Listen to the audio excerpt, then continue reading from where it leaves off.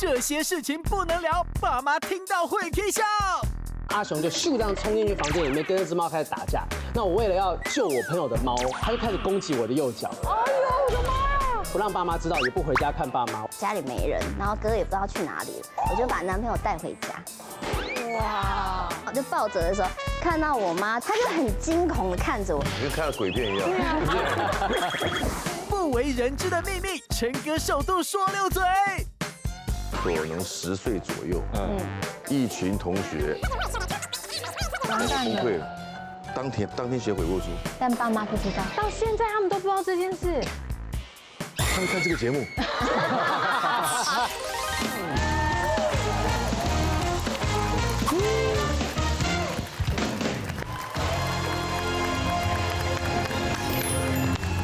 欢迎收看《女王大人》。晚安，你好。对自己或身边的家人，好朋友为了不让他人担心，或是为了避免麻烦，我们总是会选择呢掩盖事实，或者是报喜不报忧。但是万一事机败露了，往往都会一发不可收拾。喂，那些难以启齿的都是些什么事情？哦，欢迎他们出场。介绍第一位黄豪平。哎呀，来了，欢迎谢老师。好，谢山姆。欢迎杨佩杰。佩姐，欢迎李姐。好，欢迎4位。欢迎。因为我敢说，因为节目的关系，你们能不想让家人知道的事情有很多。你觉得他们家人今天看到这集会作何感想啦？撕开爸妈最严重的讲。哎呦，你挑最严重的讲。对啊。哇！好不容易可以讲出来。我今天如果听得够爽的话，我今天也把它讲出来，好不好？哎呦，你说的。我本来想要带来观众。哎，那你们赶快讲一讲。哇，赶快！你们赶快讲一讲，等等。你们只要讲得够精彩，我今天就送一个。好，这个是我就埋了40年以上。哇，40年！来，第一个环节。真的不想讲哦，最不想让家人知道的那件事，不聊感情。进展，何谓进展？积累是吧？还是？应该是说，谁会跟家人讲说？那个会不会太细了？说我现在跟我男友到3岁了，没办法说。有这种明家庭，天就全雷打了。是有这种家庭的。今天晚上就好，够了，好开心哦！可以。你最近尺度很宽的，你不能说生过孩子就已经变成这样子。我一直都对这种很有兴趣。你说的是这个吗？没有这么那个，没有对，其实就是交往固定一阵子之后，爸妈就会问说，哎，那你们交往日子看了没有？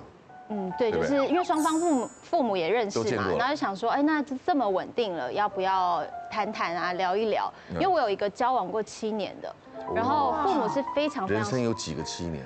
哎，对啊，在那个年纪很小的时候 ，Oh my god， 对，就是那时候，爸妈非常喜欢他，因为他就是一个很乖的孩子，这样，就是可能对长辈来说，他就是一个，那你还挑什么？就是因为对他劈腿，哎呀，所以完全不能接受。没有他劈腿，所以那时候接受。其实我那时候不想跟爸妈聊，也是因为我觉得爸妈不能接受他，可能没办法接受他这样的一个孩子破灭了。对，因为他们很喜欢他。对。那你有是在想保护这个人吗？你心里？我觉得比较想保护，我不知道怎么去说。你们认为的好孩子，爸妈。对，你们认为的好孩子，他最近食量特别好，说不出来，说不出。对啊，所以最近筋开腿软。然后反正后来我们分手了，男生才跟我说，其实他跟我分手的理由就是因为你爸在我不在的时候去问说，哎，那你现在工作怎么样啊？稳定吗？多少钱啊？那什么时候要结婚？你们有没有这个打算？很不喜欢被这样问。对，问也是想知道未来维持家里有没有问题啊？是不是？对，其实是，但男生可能就觉得有压力，不应该去。对，但是我后来不想聊。不想聊，就是因为觉得我其实就把这个怒气都牵在爸爸身上，就是我会觉得都是你害的。但其实我跟这个男生本来就有一些状况。那你还有什么好害的？有什么好怪的？但当下你不能接受嘛，所以对后来就觉得跟爸妈聊这个好像就是会让我快速的破灭那个交往的。所以他们每次一问说，哎，最近有没有什么不错的对象的时候，你都怎么回答？我就说现在在工作啊。演艺工作会有一种恋情见光死就不好，对吧？媒体都会想要试图去写这些东西，所以一般来讲说，你只要不要见光，就会一直都维持在这个好的状态当中。但你是一直很希望恋情被曝光的，因为很多人像包含陈哥在内，会一直觉得我是喜欢男生这样。对，大家都知道女朋友你不能怪我们啊。对啊，是啊。你表现的那么阴柔，你有这么多优秀的同志朋友，我也这么优秀，其实被联想在一起很可能的。能够理解。我的不一定是事情最严重，但我势必是伤势最严重。我是不讲受伤的事。身体的还是心理的？身体发肤的部分。受伤的原因很简单，是因为我有养猫嘛。我养了一只猫，有一只猫叫阿雄，然后阿雄它其实是一个地域性很强的猫，它不喜欢看到其他的成猫什么。那时候就我领养的时候。中途妈妈就跟我讲说，你养它就不要再养第二只成猫，因为它很凶。它容不下另外一只。对，它只要看到其他成猫，它就说会抓狂。我说哦，好，我会注意。然后后来是刚好我那时候已经跟我现在的女朋友在一起一段时间。当时我有个朋友讲说，哎，我要出国一段时间，你可不可以帮我顾一下我家的猫？就一只很温驯的猫。我说，可是我们家阿雄对其他猫就是会有敌意。我说没关系，你只要把一个房间就是单独的隔给他 ，OK， 2只猫碰不到面是没有问题的。我说好，我试试看。然后就真的我就把那只猫接到家里来。那当然，途中都没有让阿雄跟这只猫碰到面，但有一天就一不小心开了门，然后阿雄就咻这样冲进去房间里面，跟那只猫开始打架。那我为了要救我朋友的猫，我知道阿雄绝对不会输，但我要救他家的猫，然后我就把他的猫就硬是把它扯开，然后把那只猫抱在手上。就阿雄那时候已经进入到一个抓狂的状态。我要跟大家讲哈，跟猫无关，阿雄很乖，只是因为刚好就是戳到他那个动物野性的部分，他就开始攻击我的右脚，他抓撕咬这样子，你就看到一个猫的影子在我的脚上面，就是有抓它还咬，抓跟咬都有。就是那时候我的脚上都是洞跟各种不同的咬痕伤痕，就有照片可以看一下当时受伤的状况。可以放到这么明显的照片哦！我想到你们会上个马赛克之类的。变色处理吧，你是不是看起来很像被？就你们看到不是血流下来哦，那个都是痕哦，都是抓的，都是抓痕啊！我女朋友那时候在外面，她就赶快砰跑进来，发生什么事啊？然后她也吓到，因为地上都是血，很扯，真的全部整个地板上面都是血。然后后来因为当时我们其实有一个室友，所以就请室友用毛巾把阿雄抓开来之后，把他抱到另外一个房间再关起来，先隔离开。然后那个时候我女朋友就赶快打电话叫救护车，她说有没有叫你爸妈来？因为现在看起来伤势很严重。我说先不用，因为我爸妈他不是说他听到你的坏消息会冷漠对待，他是会过分反应。他会超级过分反应，我很怕说会不会跟他们讲，然后他们就上来说不行，猫我要带走，猫要处理掉什么，我很怕他们有过度的反应。然后医生是讲说也不能缝，只能用绷带，因为他那个伤痕太密集了，所以没办法缝。但有一件事情是我很觉得有可能瞒不住的，是因为过2天我需要演出脱口秀，我的单口喜剧专场。那一场专场呢，一般想到你们就站着讲话，我那场是要跳舞的。我的哈哈练，对，哈哈练，我那个舞步是要的噔，然后要转圈这样子跳。那怎么办？我右脚烂成这样，我要怎么跳？我想说，我当时在车上跟编舞老师讲说，可以帮我编个简单的舞，以防万一我没有办法。后来做好准备，觉得我包扎包紧的话，我是可以跳的。但是当天因为我爸妈没办法看台北场，所以对我包紧，我每跳一步就会渗血出来。然后每一次进后台彩排跳一次，就要换一次绷带，然后地上都是那些沾血的绷带，或装在垃圾桶里面。然后因为我爸妈他们不能看台北场，他们只能跟着我去看，就是他们去看高雄场，他们说我们搭高铁去高雄看你，我说好，但是我就跟我所有剧组人说，千万不能让我爸妈进后台，不能让他们来探班，就对外讲，今天高雄场我们拒绝探班。结果不知道为什么，就那天高雄场晚场演完之后，我就回到后台，然后硬生生把那个皮鞋这样把全部肿的那个鞋脚上面拔下来，哇，一样都是满地的血。外面就有一个声音说：“浩平，你爸妈来了。”我说什么意思？我说什么意思？发生什么事？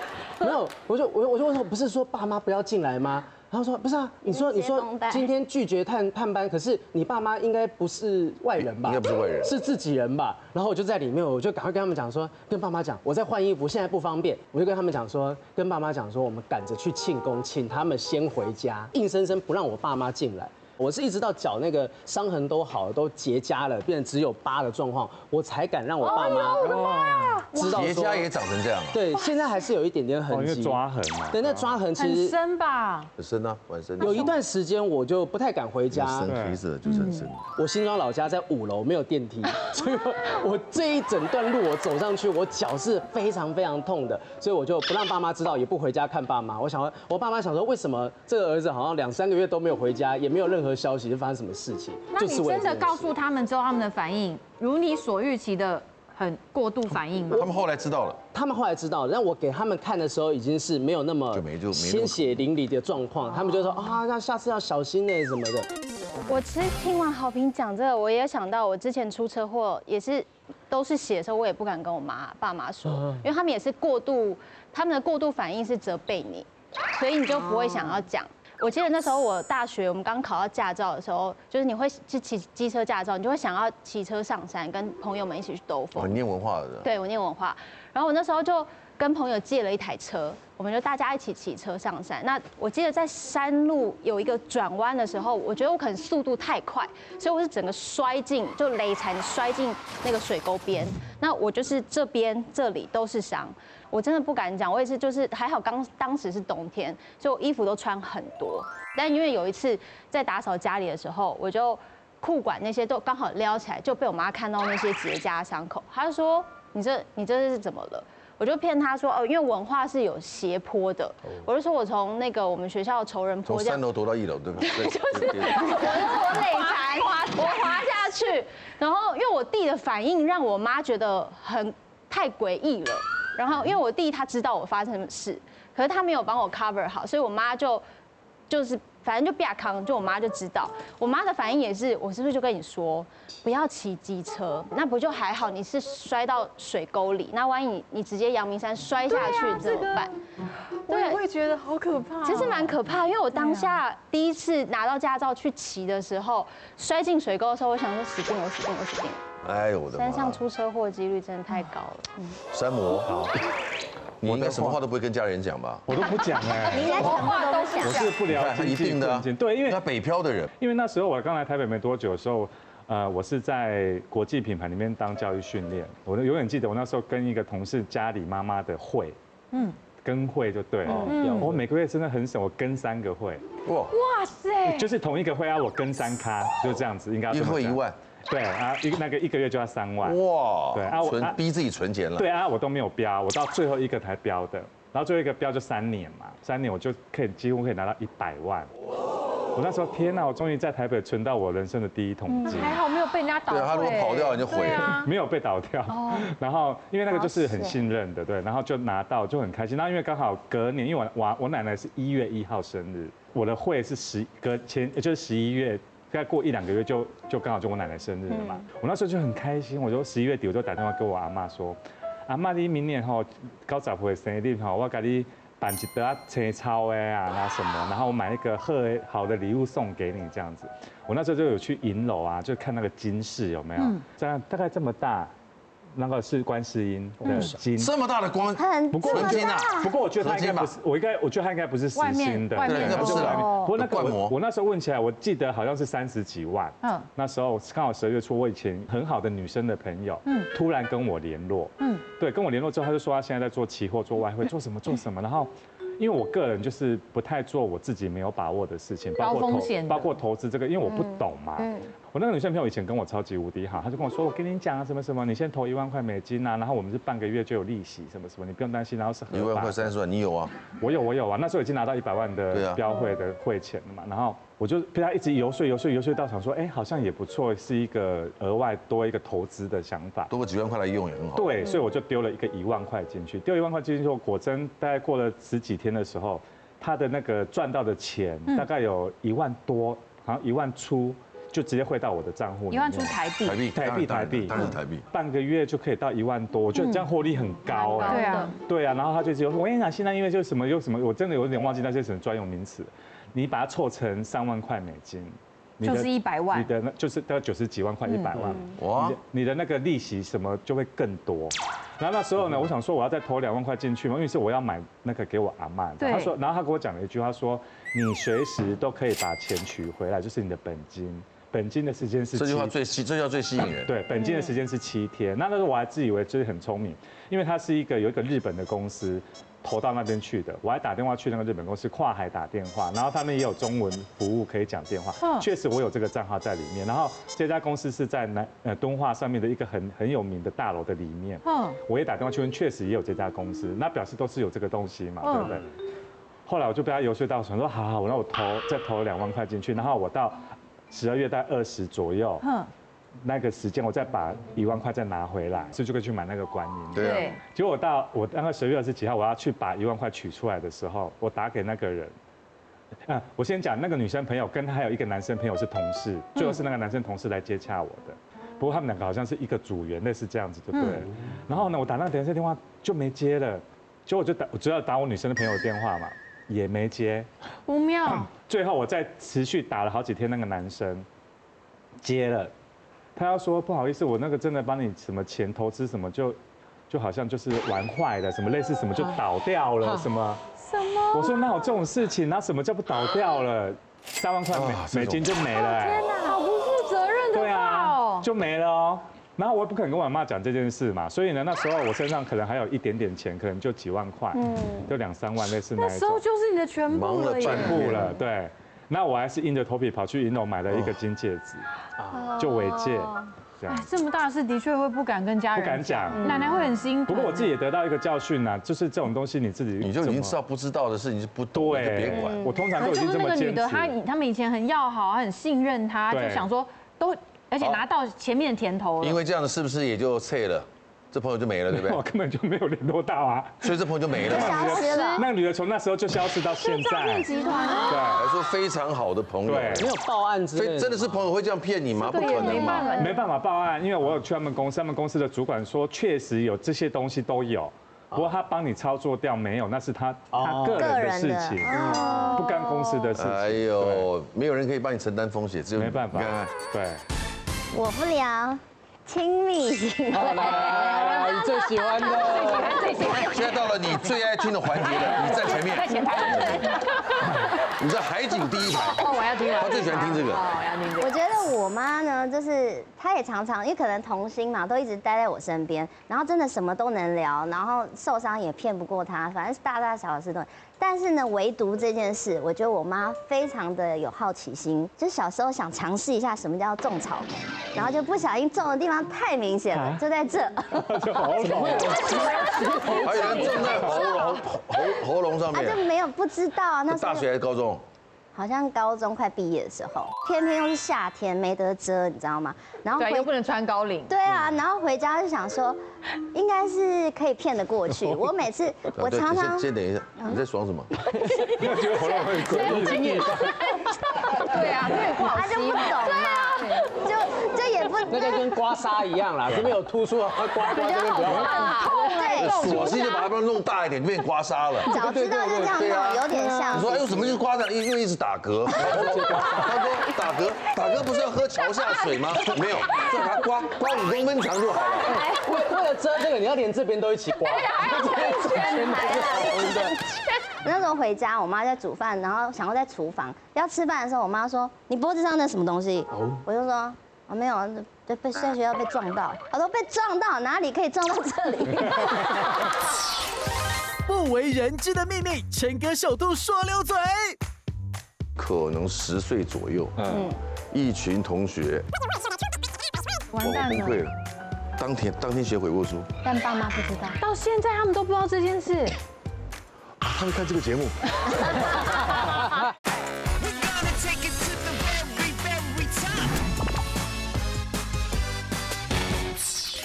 那什么东西？我就说哦没有，被在学校被撞到。我说被撞到哪里可以撞到这里？我就想撞到应该会死哎。那你要讲话还要有点沙哑卡的，撞到鼓膜的声音。对，然后我那时候想说。完了，就第一个讲的谎就已经这么荒唐了，怎么样还是要死撑过去。然后他就一直跟我妈掰，然后我妈就说：“你不要以为我没有年轻过，我撞会撞到这里。”然后我就没有想聊这个话题，我就把饭拿到房间去吃。可能那个时候他也发现我有一些在探索就是亲密行为的举动了。探索亲密行为会有些什么举动呢？大概像种草莓就是啊，是吧？对，然后后来探索亲密行为隔没多久，我就发现我妈就是很爱出其不意的突然出现在家里。有一天呢，她跟我说，哦，她什么晚上要去黄昏市场买菜什么的。然后那时候呢，我想说好，家里没人，然后哥也不知道去哪里了，我就把男朋友带回家。哇，你太着急了，你真的想探索对吧？我真的在探索，然后就男朋友带回家，想说家里都没有人嘛，难免亲亲抱抱，你们最好都没有过，这会嘛，对不对？黄昏市场那个时间很 rush 哎，对呀，我想说短短的半个小时15分钟。那你觉得什么样的时间点比较恰当？半夜，黄昏市场很 rush， 那什么是？如果去谁啊鸡的话，可能会好一点。年轻人血气方刚也撑不太久啦。也就有那时间能相处，晚上人家就要回家啦，然后就会亲亲抱抱的嘛，然后我就是被男生是这样，然后我是这样看着我们家的那个走廊的嘛，就我这样一看，然后看到就抱着的时候，看到我妈在那个走廊有个黑黑的影子，然后我说你怎么在家？她在讲，但她也不敢走出来，然后我就停在抱着的动作，那脚也是这样夹着。就那一次之后，我就想到不行，以后不能在家里搞这种事，要去外面探索了。对。那时候妈妈发现探索的时候，她的反应是什么？她就很惊恐的看着我，可她也是一个字都吐不出来，然后我也一绝个字都对吐不出来，跟看到鬼片一样。对啊，我看我儿子或女儿这样，我也会吐不出一个字哎。然后我就想说怎么对啊，这样现在这样该怎么办？我只好赶快下来，两个人就弹开嘛。然后男生就赶快东西收收就回家了。然后后来就想说，哎呀，就在家里这样子，你说刺激也不是，就挺恐怖的。对。后来我就搬出去住了，然后搬出去住之后，我想他好不容易让我同居，结果他时不时就会打电话问说，哎，你们最近怎么样啊什么？结果他一天呢大概会打个6、7通电话，然后到最后一通的时候，我妈就跟我讲说，她说佩姐啊，你们那个亲密行为啊。需不需要妈妈帮忙？我说帮什么忙？他就说你如果不知道怎么保护自己的话，我可以帮你买一些安全的措施。然后我就说不用啊，你很烦，你就聊到这个都会觉得很不舒服，又是自己的爸妈，然后我就说不要，你不要管我这个啦，反正就后来就也没什么下文，就挂掉这样。但是我要讲，经过这些事之后，我妈开始很会看监视器，每次只要我回家的那个门口啊，她只要大概知道我要回来，因为我也不会特别讲。他就会看监视器，然后电梯的也会看。然后有一天，他就跟我说：“3楼阿姨看到你们在电梯里亲嘴。”他说这是什么意思？然后我就觉得，你看，就是因为爸妈会这样子，所以你根本就不敢聊啊。家长管太严，也可能让孩子什么都不想说。然后佩姐也是这种，就是忍不住，对不对？哦。对，他是好奇宝宝嘛。不是，我心里面其实是健康的。我觉得为什么要忍？这件事情有很不该发生吗？也没有吧。他就想探索啊。对。我是你妈，我也会很好奇啊，因为你长得跟孩子一样，对不对？永远长得跟国中生一样。这孩子怎么会这么好奇呢？对，因为他总是长得小小的一点点，长不大的一个孩子，他怎么就开始了？哦，这开始了。对，他怎么开始？那换你了。是吧？我的那个，对啊，进棺材的40年，我这个都讲了，换你了吧？我们就是玩国王游戏的，差不多。好想听真心话，对。我在小学大概应该估计可能10岁左右，一群同学，突然有人建议说，哎，我们去百货公司，干嘛？我们去超级市场，然后有人要买东西，揪我们的是在我们当地开一个很大的一个批发商。卖所有的那种杂货饼干杂粮什么那些批发商哦，做的很大。那他揪我们，可能有好料可以吃嘛。因为小时候家里没什么钱嘛，就一块去，5、6个同学一进去，然后他们在干嘛，你知道吗？偷东西。所以表示不是第一次了。哇，应该熟练了。他说，哎，小声点，你要挑，你要喜欢什么自己挑，挑完我就拿这样去结账，然后你们就从我后面走过去就好了。啊，哎，他结账，我们走过去，哎 ，OK 耶，因为我妈带我们去超级市场也是，她在结账，我们就走过去了。哎，太明显了吧？然后不会哔哔叫吗？没有哔哔叫，就这样，然后就挡在前面。你们在拿什么东西？哇，天哪！一个那个主管就出来了，就挡在前面，然后我就什么，然后就想要没事走掉，对，抓回来，哇，衣服一撩，啪，突然掉地上，就带到办公室去，坏了吧？所有同学哇散掉，他给我拿，只有我，还是你那包太大包了，因为我没有把其他人抖出来，哦，够义气耶你。然后我就被带到办公室，然后我就跪在那边，一直哭，我崩溃了，当天写悔过书，然后罚10倍，我就去找我那个带我们去超市的同学，家父，然后我去找他，从离开以后就去找他，一直哭，然后他就帮我把钱凑一凑，让我隔天到那边给他钱，所以你爸妈都不知道，然后再把那一包蜜饯带走，他说本来要送到警察局去的，但爸妈不知道。到现在他们都不知道这件事。啊，他会看这个节目，林云熙贪玩被骂，竟害杨佩杰躺着中枪。因为我妈是一个非常怕水的人，所以她其实很怕我玩冲浪跟潜水。但有一次我在收装备的时候，所以我妈就很火大，她就觉得说，我不是就跟你说不要去，我就说没有，我就整理装备而已，在整理东西。然后，但其实我就是一早就跟朋友去冲浪。这个是禁忌，这不能的。对，但就好玩嘛，就是你喜欢刺激啊，哦，什么刺激？跟他一样喜欢探索。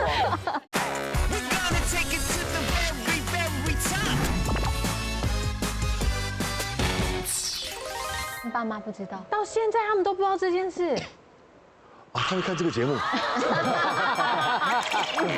就即便是小时候的这种犯罪，其实那个时候如果被抓到，那个羞耻感一定是非常非常高。对，我一定崩溃，我一定会崩溃的。还好那个主管没有通知对，爸妈。还好没有，他也不，那也没有，家里也没电话。我们家里多穷啊，小时候。但是有我们小时很多的候家里很可能辛苦的，小时候。辛苦了。你现在想吃几包蜜饯都可以买得起。好，我来介绍这第2个环节了，好不好？来。习惯报喜不报忧，竟然发生这种事，这个就有点危险。哎呦但因为以前其实我蛮喜欢冲浪，然后但就是因为我妈是一个非常怕水的人，所以她其实很怕我玩冲浪跟潜水，她都觉得这很可怕，因为太未知了。然后加上曾经我有好朋友真的就是在海，对，就是在海边被那种离岸流卷走，真的就过世了。离岸流。对，所以而且也是因为冲浪。那其实冲浪是冬天最好，因为冬天的浪最好。对。然后就是，但是对长辈来说，冲浪又危险，冬天又冷，你干嘛去那个地方？也是啊。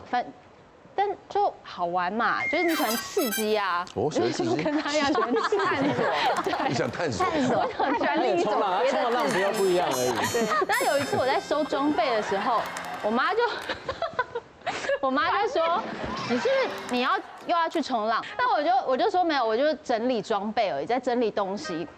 然后，但其实我就是一早就跟朋友去冲浪，就好死不死，我朋友他就是一个很喜欢打卡的人。那他拍呢，他就有拍到我。那我妈就是在社群上看到，所以我妈就很火大，她就觉得说，我不是就跟你说不要去。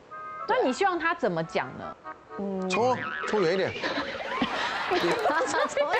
他仍然担心，但是他要怎么讲会让你觉得我觉得他其实可以跟我一起去了解，比如说就是他就已经怕水了，跟你了解。对啊，他怎么去？就是你不可能因为害怕你会希望他陪你去，然后在岸边看着这样也可以，或是你就是其实做任何事都有危险性，你只要就是你告诉我说你知道怎么照顾自己就好。还有冲浪影片，因为你有带冲浪影片哦。你这没有浪啊！你这个是有，就是到远一点的地方，你就会稍微看一下浪来了，你就要开始追，要追，你就往回游嘞。对，没有，就是它顺着那个浪在后面，对，然后你就可以到岸边。你这是长板，帅哦。对，这是长板，因为长板好冲。对，是长板的，长板比较好。哇，你晒的真是个焦糖美人啊！对，那时候真的晒很黑，那时候好快乐哦，就晒太阳好快乐。你还是很喜欢的耶，听你讲。对，但是就现在，这离岸浪怎么也没事啊？你只要扒着你的浮板，其实也没事啊。往带。其实是，但只是刚好我朋友出事，是因为他把他的脚绳给了另外一个朋友，所以他等于是救了朋友。这是禁忌，这不能的。对，就有时候高手会那个朋友也会愧疚一辈子。其实是。接下来我讲那个报喜不报忧的事，就是竟然发生的好的还是不好的？他那算不好的，算被抓包的嘛？那你呢？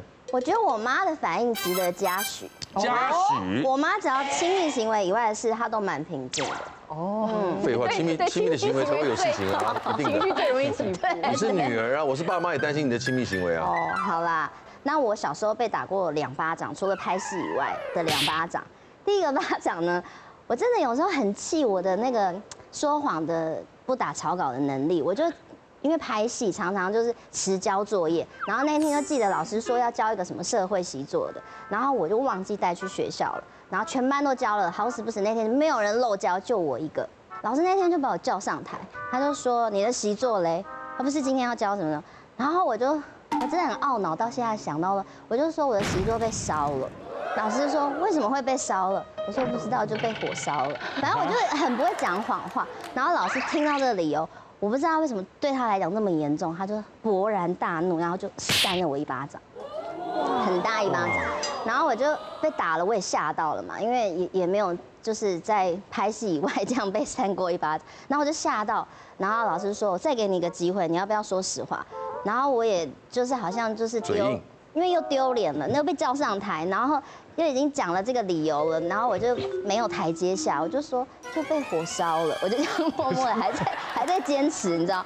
然后就讲完之后呢，老师就说你下课就是来办公室，我要叫你妈来，然后怎么样？反正他就威胁我嘛，然后又打了我一巴掌，又威胁我，回去我就很不爽，然后但是又想说这事情好像也不能跟妈妈讲。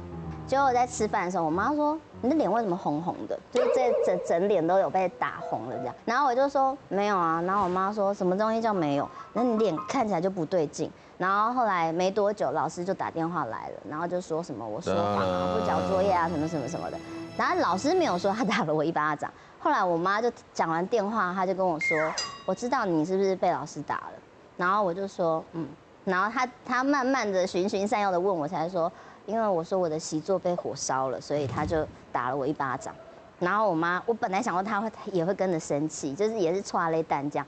就隔天我妈就没事，然后隔天我妈就去学校找老师，跟他讲不可以有这个体罚的学生，或者是他觉得他当众这样羞辱我妈，其实很不能接受。然后就去跟老师讲了，反正就讲一讲之后，老师好像也不觉得自己有错，反正又到校长室，然后我就发现说，哎。我这一巴掌被打完，我发现我妈很保护我，哎，对，说谎是不对，但老师这样体罚也太过头了啦，过度了。然后后来好，第2巴掌呢，就是我自己调皮，我舅舅小时候他很爱布置他的那个房间，然后我从小也就是很喜欢去他房间玩，就是去阿嬤家我都会去他房间玩。有一天我就看到我舅舅的墙壁弄了就是新的壁纸，然后就整圈就是整个房间都是嘛，然后就这样铺满了漂亮的壁纸。以前要用壁纸好像蛮贵的，然后还有一些雕花啊什么。然后我那时候就想，哎，好漂亮哦。然后口袋刚好有那个滚轮印章，就拿起来，就觉得我来帮他加一点什么。然后我就这样走一圈，然后就滚整个房间这样滚一圈。哇！然后我小舅看到就生气啊。崩溃吧？对，那因为那时候可能他也还年轻，然后他就觉得为什么我做这个事情啊，然后我也不知道该怎么办，他也打了我一巴掌。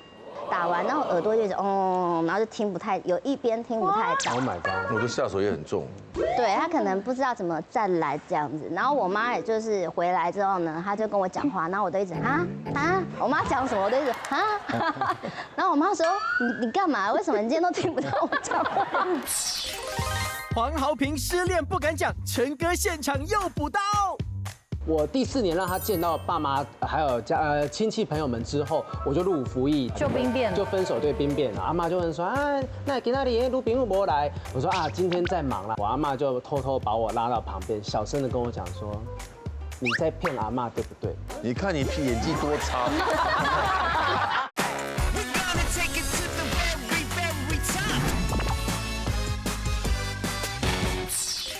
为什么你今天都听不到我讲话？然后我就想说完了，要怎么就真的听不到？真的耳聋怎么办？我也不知道，因为我还小，我也不知道怎么处理。然后后来我妈就觉得我怪怪的，然后我才跟她说，就是就下午打了我一巴掌，因为我拿那个滚轮印章滚她的。蛮欠揍的，你真的蛮欠揍的。搞得他们姐弟好像就也有一些不舒服，他们就也有吵架。我妈就觉得她怎么可以动手，我就发现我妈很在意，就是别人对自己的小孩动手这件事情。然后她后来有跟我讲说，受伤啊，跟身体上受伤或者是心理上，他说只要任何跟受伤有关的事情，一定都要跟他说实话，不然他也会觉得他没有照顾好自己的小孩这样。来山姆，因为我刚刚讲，就是我在从小时候到长大的阶段，其实最亲密的家人就是奶奶而已嘛。然后到台北之后，到目前为止算最亲密的应该就是经纪人，你陈哥也认识，都是因为就是20-30年。你说四爷是吧？对，然后因为其实，在之前就是我有跟一个海外的算投资就对了，然后因为那是一个美妆保养品的一个品牌，这样合作的关系下来，就是说可能我就是人嘛。就是个人的形象，合作下来之后呢，发现他连那么文宣啊，也要叫我写，然后什么形象稿啊，什么，我又觉得说他出来的东西是我不要的，那因为出去东西都变成说这个是盛老师的嘛，我又过不去这一关，我又不可能说啊随便弄一弄就出去，这一块因为我又很硬，我是一个很硬的人，那因为当初要做这个合作的时候，我经纪人其实他是有点小反对的，因为他觉得说好像都没有那么成熟，为什么就要贸然的去合作这个东西？然后那时候已经被弄到就是觉得说啊，什么事情都要我亲力亲为，变我好像才是总公司的人，跟当初谈的合作状况并不是没有那么轻松，完全不轻松，而且变成说这样整个我拿下来的分润的比例好像也不太合乎我自己付出的这些东西。对，不过我又很坚，我又希望把事情做好，然后我又不太会去讲这种事情。那时候我就觉得压力真的很大，然后有一次，我就叫我经纪人去帮我拿东西，然后他刚好就去上厕所，因为我是每天早上起来我要在洗头的人，然后他去上厕所，他就发现他就觉得说奇怪，他从来没有看过我排水孔那么多头发，哇，那时候头发真的很多，压力的掉发，对，然后他就一上车他就问我说，你是不是最近？你有觉得说你发量变少是干嘛？我说我没感觉。他说我看，他就一直拨到我后脑勺这一块啊。那时候这个块翻起来，这边有一块大概5块钱硬币再大一点的，有一点像小空洞这样。压力凸啊。对。然后那时候我就自己摸，对耶，我这边竟然有空一块。原来我那时候真的是压力太大。我再跟他讲，我没有真的压力很大，因为这些事情什么，我就跟他讲了所有的事情的缘由。他说你不要什么事情都闷在心里面，要自己去。好像你可以去解决它，你反而可以去讲开来，该怎么分配什么，反而会比较好。后来果真沟通是有效的，当然，对我可能要试着改变我自己啊，我觉得某些方面。所以呢，那时候就因为讲开来之后，我觉得我真的心里面有一个那种大石头放下来的感觉，真的自己就莫名的觉得好放松，好像突然变得很愉快这样。本来就是这样。所以那时候呢，心情呢一改善了之后呢，我就很想说，不行，因为刚陈哥一开始也有提到，就是我们要把自己顾好嘛。因为像我又在讲那种保养美的东西，总不能让自己看起来很糟糕啊。我就想说，我要好好的把头发养回来，然后想说好好的保养我的头皮。那因为我那时候我们老师都有很多同行的嘛，他就帮我介绍，在网络有一个非常火红的洗养的保养品的品牌，对，然后呢，他就跟我说，你可以用这个看看。我发现我用的时候啊，不仅可以减少我那个断发的那些状况，而且我发现我的发质啊变得比较好，而且状况对，而且比较健康了，比较健康。而且我跟你讲，我不是都会洗吗？每天早上起来，我甚至有时候早上忘记洗头，头发还是蓬蓬的。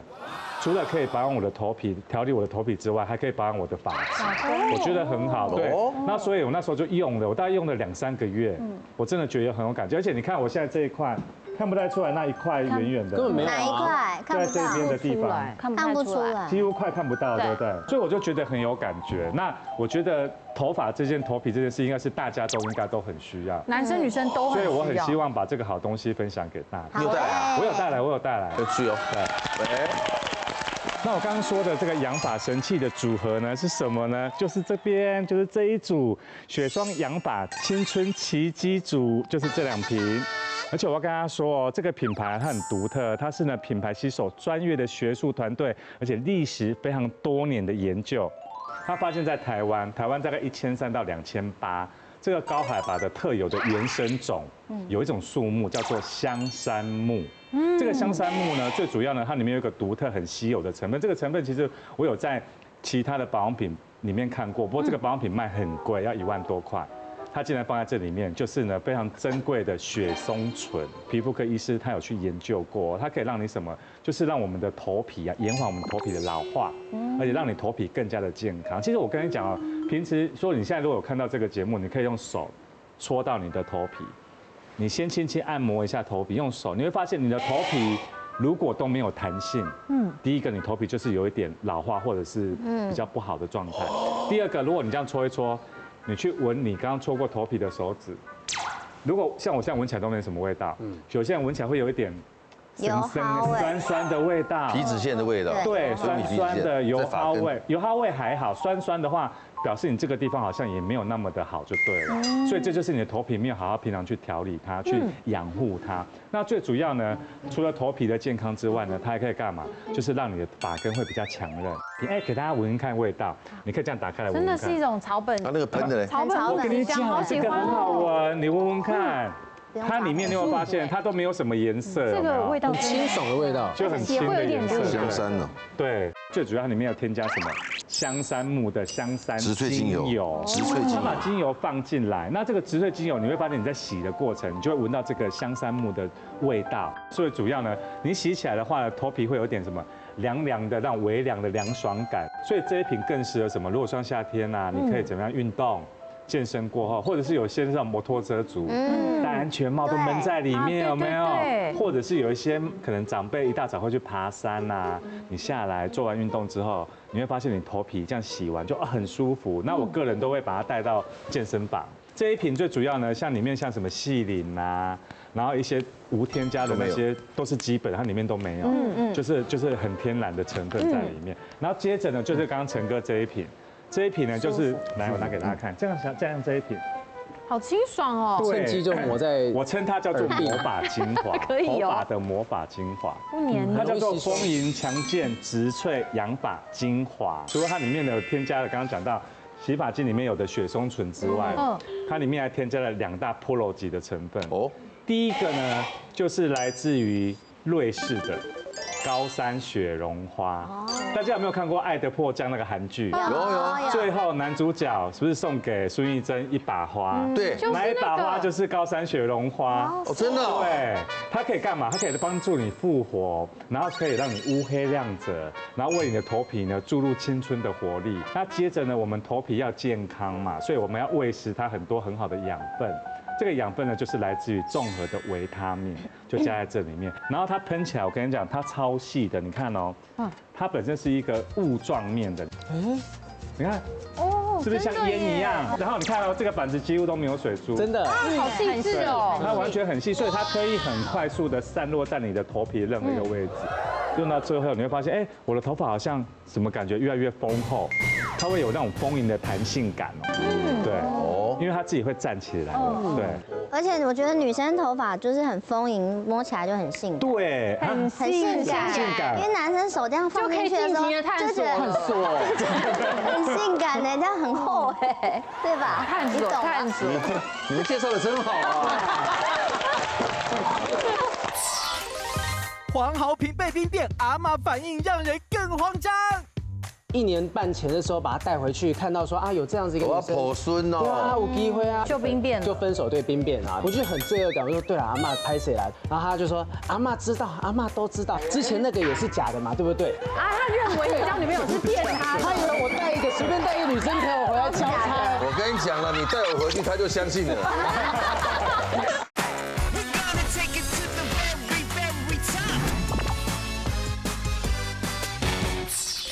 好了，报喜不报忧的这位猫奴，他最要分享的是什么？简单的小故事来告诉大家，其实不要想说要瞒爸妈、瞒家人，其实他们都知道。因为我反正我之前女朋友交往4年，我大概是第4年的时候才真正把她带到我那些亲戚朋友的面前，包含我阿嬷那时候还在。你说雨柔啊？不是，前一个女朋友。然后那个时候我第4年让她见到爸妈还有亲戚朋友们之后，我就入伍服役，当了1年的替代役。之后当我回来那段时间，就是那时候她已经离开了嘛，就兵变了，就分手对兵变啊。那我那时候陷入一个很大的挣扎，是过年我回家，我要不要跟阿嬷讲这件事情？因为我当时阿嬷已经90几岁。每一年我们回去都觉得这1年应该就是最后，怕经不起这个打击了。对，就是她一直都很希望说看到，那时候1年半前的时候把她带回去，看到说啊有这样子一个女生，我要抱孙哦，对啊，有机会啊，好评呐，好评有女朋友了，好棒什么。我就想说，我需要跟她讲这件事吗？我还跟我爸妈讨论说，我没有让阿嬷知道，他们说不要讲。然后那一次回到台中，就跟他们一起啊吃饭啊什么的，阿嬷就问说啊，那给那里卢炳路没来？我说啊，今天在忙了，他在忙，他不方便。你这做鬼来了？没有，这样讲他更承受不住。然后就跟他讲说他今天在忙，啊讲完他说哦，了解。然后等到爸爸妈妈他们去忙啊清理东西的时候，我阿嬷就偷偷把我拉到旁边，小声的跟我讲说，你在骗阿嬷对不对？哇，好心疼哦。对，我就你看你演技多差的。对，所以我没去拍戏，你知道吗？我觉得当下我的罪恶感是觉得，哎呦，阿嬷就剩没多久时间，我还要瞒着她，把这个谎言告诉她，然后他也没有当面拆穿你。对，然后他可能一直都有这样错误的希望，就带着这个东西，也许就离开这个世界。我就很罪恶感，我说对了，阿嬷拍谁啦？就我跟你说谎。然后他就说阿嬷知道，阿嬷都知道，他就笑着跟我讲没事，阿嬷都知道。之前那个也是假的嘛，对不对？他就以为我今天带回那个是安排的、配合的。我说阿嬷没有，之前那是真的。所以阿嬷一直以为你。他认为你交女朋友是骗他的，他以为我随便带一个女生朋友回来交差。我跟你讲了，你带我回去，他就相信了。这个回马枪比较惊人吧？你知道我多有长辈缘吗？阿妈。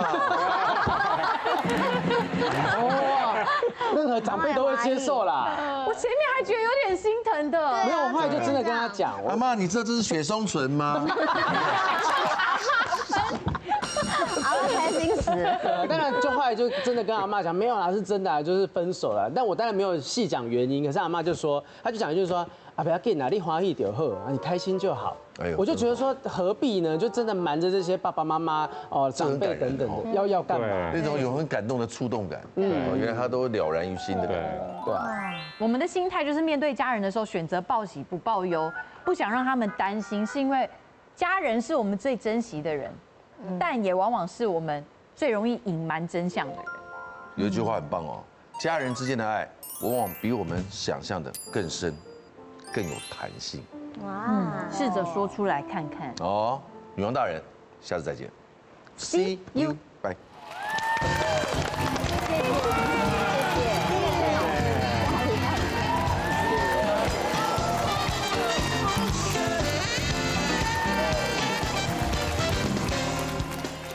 快订阅未来中文台 YouTube 频道，开启小铃铛就可以看到最新的女王大人哦。